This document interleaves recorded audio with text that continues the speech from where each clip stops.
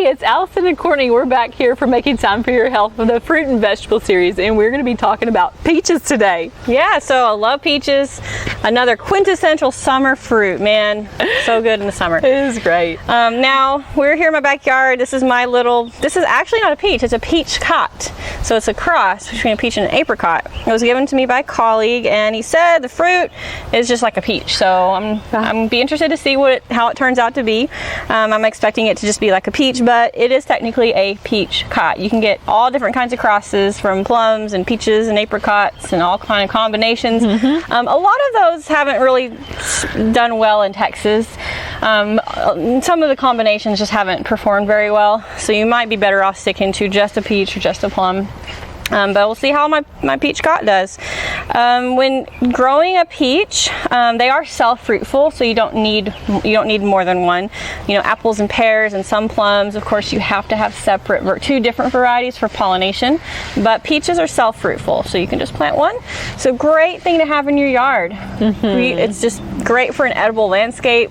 They're not enormous. Of course, mine's very small and young. It's going to grow bigger than this, certainly, but they're not giant trees. They're somewhat small, so you can squeeze one in a sunny spot of your yard and have delicious fruit to pick. The thing about peaches, they're probably at the higher end of the spectrum of labor. They're pretty labor intensive. If you're making a list in order of most work to least work, they're going to be towards the top with most work. Yeah, they're a little more input. Well, I'll tell you, growing up, we had an orchard of peaches, and I was out there for hours upon end. You know, it was great. You know, I've got a great work ethic now, but it was definitely labor intensive. So just one in your yard might be as many as you want to go, because they are some work, but worth having. Yes, they are. I think it's worth having at least one. Variety selection is really important. Get the right number of chilling hours.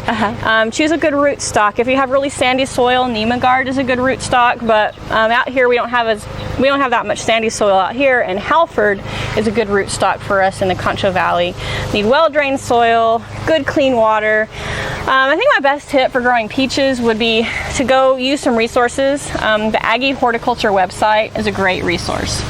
So go to aggie-horticulture.tamu.edu, and there's resources for all kinds of fruits and vegetables. Go to the one on peaches, and it'll tell you all the basics that you need for success in growing them.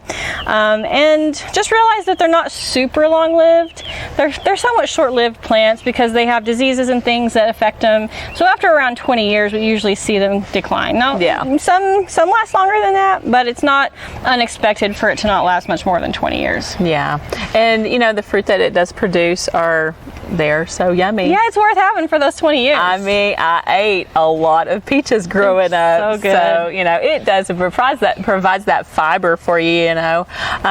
You can eat the outside, you know, the skin of it, super good for you, but it does provide that vitamin A and C as well for you too. So it's just really a good, sweet little fruit to, you know, add to your diet. It's just something good to just pull off the tree and wash off and then consume right then. So delicious. You can put it in all kinds of different things. My favorite is cobbler. Peach cobbler is my favorite. But you can, you know, you can puree it. You can, you know, do all kinds of different things. You can even put it on the grill. But it's just really a good, delicious snack. Make sure that you refrigerate them within 5 days. If not, go ahead and store them, freeze them or dry them. You know, you can even can them. Just preserve them in some way so you can use them later on, you know, in different dishes throughout the year, even in the winter. I love keeping a stock of them in the freezer. Yes, yes. And how long are they good for? You know, just utilize them within 6 months. You know, the quality of it goes down after that. They're still okay, but 6 months is a good long time. It really is. It's a good window, you know, so you can use them in the December months, you know, and make your peach cobbler still if that's what you want. But a little conversion of peaches, you know, a pound of peaches, you can have 2 to 4 a medium-sized peaches equal a pound of peaches. Now, if you slice them up, 2 cups of sliced peaches equals that pound. And of course, if you puree them and use them in different recipes, well then 1.5 cups of pureed peaches will equal that pound. So you can use that conversion in your recipes. Cool. All right. I'm excited to see what I get. I know. I can't wait to taste them. So we'll see you next time on Making Time for Your Health, the fruit and vegetable series. Thank you.